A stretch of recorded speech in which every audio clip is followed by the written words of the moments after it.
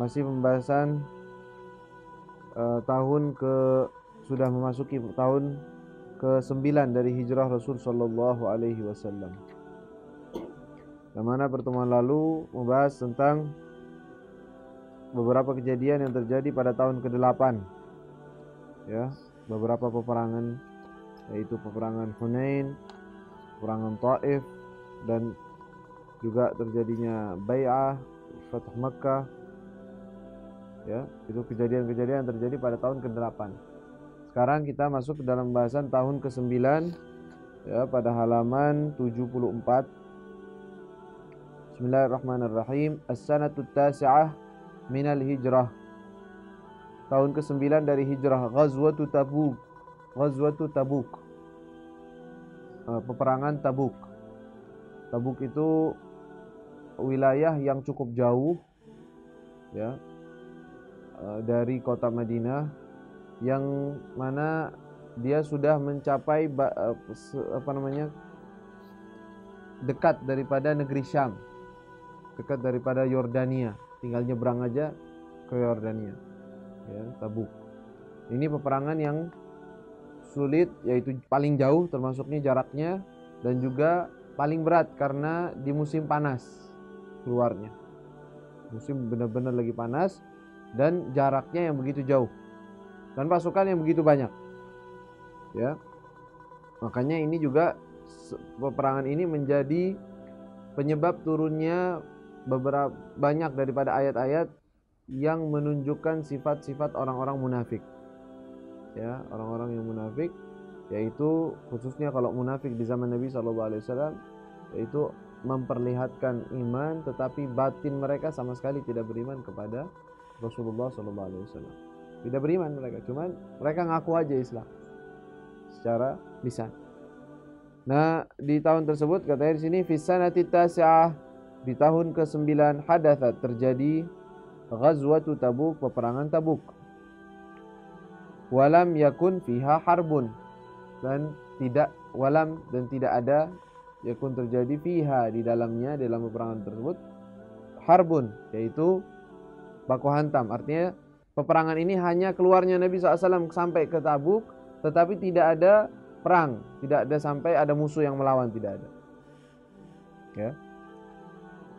Tetapi tetap aja dinamakan ghazwah karena keluar, perlu dana, perlu orang-orang, perlu bekal, jarak yang jauh. Sababuha, penyebabnya, sebab kenapa Rasulullah SAW keluar ke Tabuk, annahu balagha, bahwa Sayyidina sampai kepada Nabi, balagha, sampai kabar, maksudnya Ar-Rasul, kepada Rasul sallallahu alaihi wasallam, anna Ruma, bahwa orang-orang Romawi, tajamma'at bisyam, mereka berkumpul, tajamma'at bisyam, di negeri Syam, karena memang itu basisnya mereka yang paling dekat ke Jazirah Arab. Limuharabatil muslimin, limuharabah, untuk memerangi al-muslimin, orang-orang muslim, fi biladihim, di negeri mereka. Artinya mereka mempersiapkan pasukan untuk menyerang, ya. Terdengar kabar tersebut kepada Rasulullah SAW bahwa orang-orang Romawi mulai mempersatukan kekuatan mereka di negeri Syam, dan mereka ingin menyerang ke Rasul sallallahu alaihi wasallam. Fajahhaza alaihi salatu wasallam, fajahhaza, maka mempersiapkan, jahaza, mempersiapkan, alaihi salatu wasallam, yaitu Rasulullah sallallahu alaihi wasallam, jaishan, pasukan, minal mu'sirin, dari golongan orang-orang yang mu'sirin, orang-orang yang enggak punya.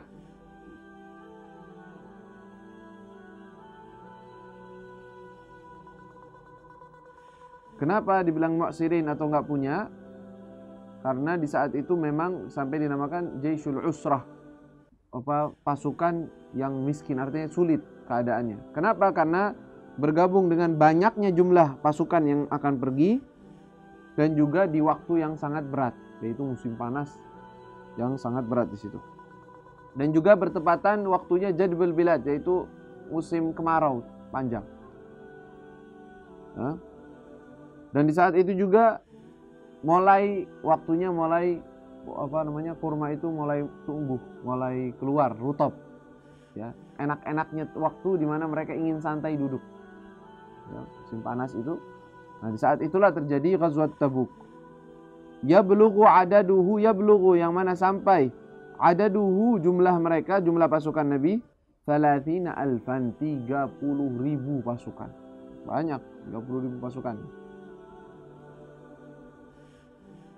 Wa talaba, dan meminta nafaqatahu, nafkah untuk membiayai pasukan tersebut minal aghniya, dari orang-orang kaya. Jadi Rasulullah SAW berkhutbah dan meminta, wahai orang-orang yang punya uang lebih, yang merasa mampu, silahkan bantu. Ini waktunya. Ayo, setiap orang bantu. Yang ini ngeluarin sekian, yang ini ngeluarin sekian. Ya, penggalangan dana untuk suatu urusan yang penting, yaitu mempersiapkan pasukan. Karena banyak dari mereka siap jalan, ayo siap jalan, tapi bekalnya ada? Nggak ada. Ontanya ada yang ditunggain? Nggak ada. Pedangnya, tongkatnya nggak punya, paling punya pedang aja, paling punya baju perang aja. Tapi untuk ongkos jalannya, makannya dia, minumnya dia, kendaraannya nggak punya. Nah, kan harus tuh dipersiapkan untuk mereka. Kalau 30.000 orang, gimana caranya? Ya, untuk setiap orang punya satu, setidaknya minimal ada onta untuk barang, untuk bekal, dan juga kuda untuk digunakan peperangan. Ya, untuk bergantian mereka karena perjalanannya sangat jauh, pastilah butuh mereka untuk kendaraan. Maka Rasulullah SAW meminta kepada para dermawan, orang-orang yang kaya, mengeluarkan harta mereka. Wa kana aktsaruhum nafaqatan, ketika itu Rasulullah SAW telah mengucapkan itu, yang paling banyak bersedekah dan memberikan nafkah secara harta adalah Sayyidina Utsman bin Affan, yang menantu Rasul sallallahu alaihi wasallam. Dia keluarkan di situ nafkahnya adalah 10.000 dinar, 10.000 dinar, kepingan emas, 10.000 dinar. Ya, sampai-sampai dalam beberapa riwayat ketika Rasulullah SAW diberikan di hadapannya ini 10.000 dinar itu di depannya Nabi, Rasulullah SAW mengambil uang tersebut dan membolak-balikannya, mengatakan ma darra Utsman ma fa'ala ba'da al-yawm. Sudah, setelah hari ini Utsman nggak bakalan susah setelah apa yang dia infakkan di hari ini. Infak begitu banyak, ya. Dan juga beliau Sayyidina Utsman wa ata 300 ba'ir, 300 unta dia sedekahkan untuk fisabilillah, jalan Allah. 300 unta, satu unta kalau ente hitung 45 juta aja. Kali ini. Ya, kali berapa? 100-nya udah berapa? Banyak ini. Baik. Dan juga khamsina farasan, 50 kuda.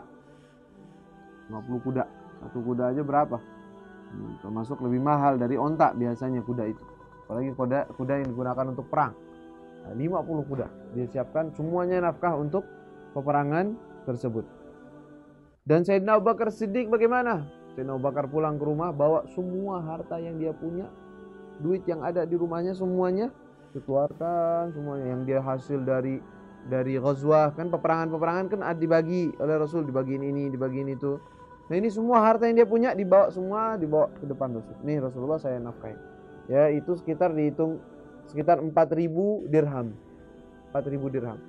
Kalau Sayyidina Utsman 10.000. Nah, dirham kan ini 4.000.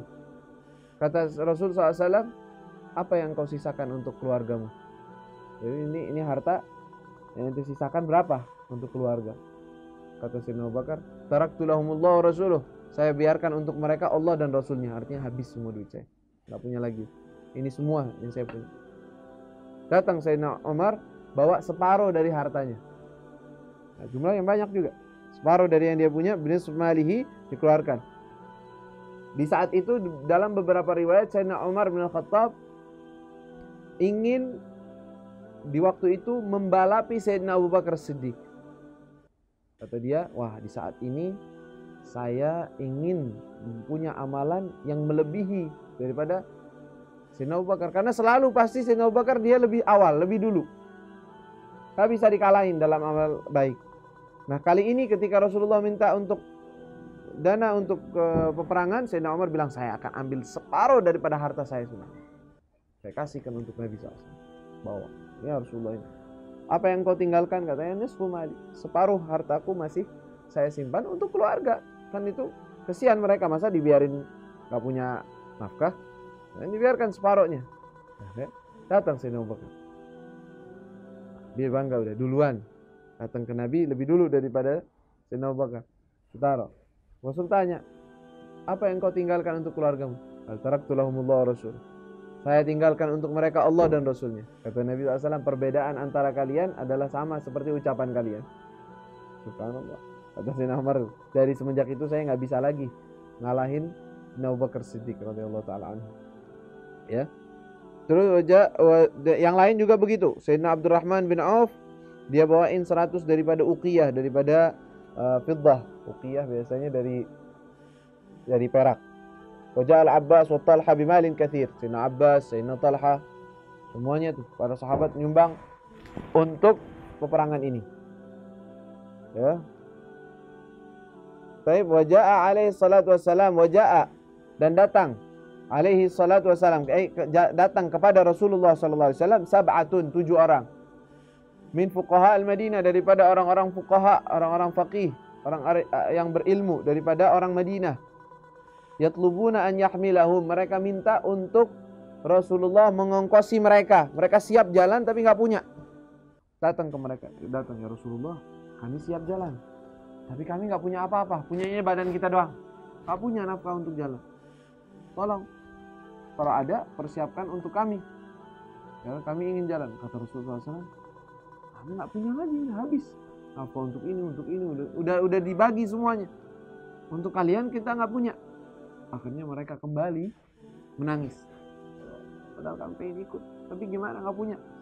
Ya, ternyata akhirnya sahabat juga bagi-bagi. 2 atau 3 diambil oleh Sayyidina Utsman. Dah, anak kasih nafkah itu 3 orang, saya jamin.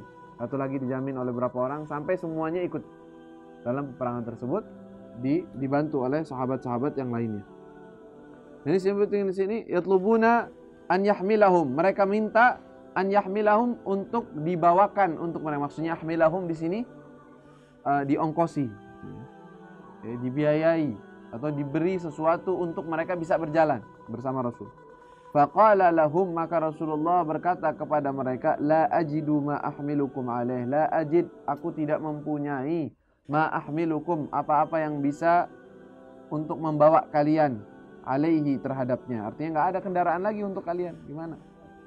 Tawallau, maka mereka kembali, wa a'yunuhum, dan mata mereka tafidu, mengalir, minad dam'i, daripada air mata mereka, hazanan, karena mereka sedih, an la yajidu ma yunfiqun, karena tidak mendapatkan apa yang bisa diinfakkan dalam hal tersebut. Dan ini dari Al-Quran ya. Kalimat la ajidu ma ahmilukum alaihi tawallaw wa ayunuhum tafidu minad dam'i hazanan an la yajidu ma yunfiqun. Dalam Al-Quran ditetapkan tuh keadaan mereka, bahwa mereka sedih, dan ini tanda orang-orang beriman. Nah, kalau mereka nggak mampu, dia berusaha. Kalau nggak bisa, dia sedih. Sedih atas apa? Sedih atas tidak bisa ikut andil dalam kebaikan tersebut. Ya, bukannya mumpung, bukan haji mumpung. Udah, alhamdulillah. Mumpung emang nggak punya, alasannya enak, udah mau duduk santai, enak, musim panas juga. Enggak, mereka nggak begitu. Mereka nangis. Karena Rasulullah SAW benar-benar memerintahkan untuk semua orang yang mampu untuk keluar dengan tubuhnya atau dengan hartanya, maka segera. Jadi panggilannya memang panggilan wajib untuk semua ikut. Nah, di saat itu. Dan Rasulullah panggil orang-orang yang di Mekah, orang-orang yang dimanapun yang beriman kepada Allah dan Rasulnya untuk siap untuk ikut bersama Rasulullah SAW, sehingga terkumpul 30.000 orang. Thumma sara bil jaish, kemudian sara, berjalan, bil jaish, dengan pasukan tersebut. Nah, ketika Rasul SAW pergi, itu Rasulullah SAW memerintahkan Sayyidina Ali bin Abi Thalib untuk duduk di Madinah. Kenapa? Untuk jaga keluarga Nabi SAW di sana. Takut ada orang nyerang dari sana, ada orang-orang yang dipercayai ada di situ. Sayyidina Ali ditugaskan di kali itu untuk gak boleh ikut perang. Nanti tinggal di Madinah, gak usah ikut. Udah, perintah oleh Rasul, nurut. Orang-orang munafikun bilang, oh, Rasulullah kayaknya ngerasa berat memang bawa bawa apa namanya, bawa menantunya ini, nggak mau bawa. Akhirnya Sayyidina Ali dengar ucapan tersebut, datang kepada Rasulullah, ya Rasulullah, apakah benar ini karena engkau berat untuk membawa aku? Saya mau ikut juga bersama kalian. Maka Rasulullah SAW mengatakan, enggak, engkau sekarang duduk di sini. Kata Nabi, amma tarda an takuna bimanzilati Harun min Musa? Apakah engkau tidak rela, tidak terima bahwa kedudukanmu sekarang ini bagaikan Harun pada Musa? Kejadiannya apa Nabi Musa dengan Harun? Nabi Musa ketika beliau pergi untuk bermunajat kepada Allah Subhanahu wa taala selama 40 hari atau yang disebutkan, membiarkan Nabi Harun untuk bersama Bani Israel. Kata Nabi SAW, posisimu sekarang ini bagaikan posisi Nabi Harun yang ditinggalkan oleh Nabi Musa. Kau berada di sini. Dan kedudukanmu seperti kedudukan Harun dengan Nabi Musa alaihissalam. Tetapi tidak ada kenabian setelah aku, kata Nabi. Kalau Nabi Harun kan Nabi, Nabi Musa Nabi. Sedangkan Sayyidina Ali bukan Nabi. Kata Rasulullah SAW, amma tarda an takuna bimanzilati Harun min Musa? Engkau ini kedudukannya nih, duduk di sini bagaikan duduknya Nabi Harun ketika diperintah oleh Nabi Musa alaihissalam. Dan ini manqabah, kedudukan yang besar untuk Sayyidina Ali bin Abi Thalib. Dan ketika peperangan Ghazwat Tabuk, yang diberikan liwa yang memegang semua pasukan, ya, kontrol untuk semua pasukan adalah Sayyidina Abu Bakar Siddiq di peperangan tersebut. Sayyidina Abu Bakar dikasih liwa, engkau yang pegang semua pasukan, diatur oleh Sayyidina Abu Bakar Siddiq. Rasulullah SAW jalan bersama mereka.